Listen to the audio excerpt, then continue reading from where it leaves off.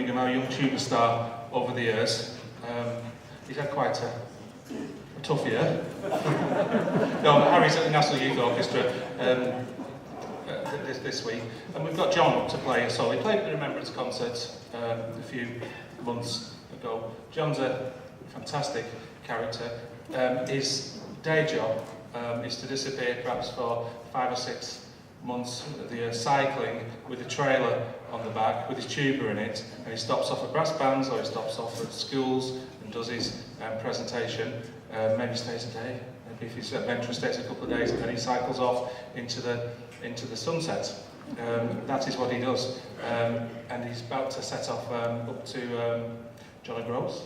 Yeah. John O'Groats. Would you like to have a chat with the audience? I'm happy to do it from here if you can hear me. No, do it from the microphone. Oh, good.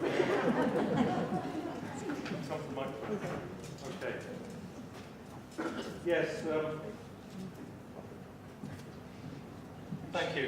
My project in a tuba combines the three things that I love in life, and it's not in any particular order, but cycling is one of them, and music making with these wonderful players here is another one of them, and travelling is a third one.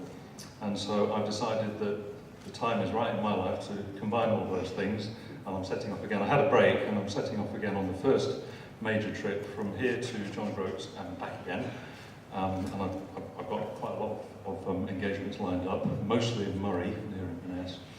And maybe, if things work out right, by the end of the year, I might have reached Land's End as well. But we'll have to see how things are. I'm coming back here for a pit stop, weigh things up, work out, hopefully do some more jobs with Morecambe Brass Band in Happy Man Park, and then see whether it's viable to head down to Land's End.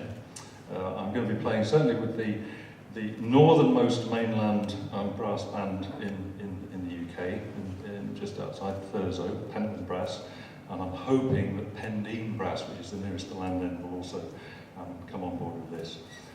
This piece, which we're about to play, receives its first performance tonight, and it's written by a dear friend of mine, Franna Otter. And I met Franna when I was spending time up in the north of Scotland myself, and we met at the Highland Brass Band, which is in Inverness. And on the way back to Ullapool, which is where she and Nigel live, I discovered that actually she's a very talented composer as well as being a fine euphonium player.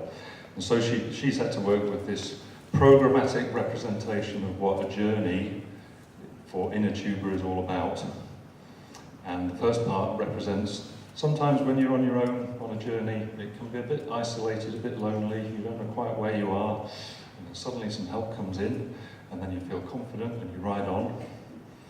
And then you enjoy all of that, the buoyancy of it, and then you hit a storm. And the storm blows you around and you feel very frightened.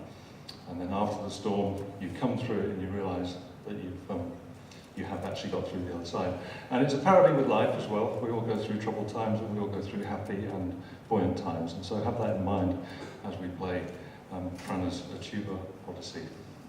Thank you very much.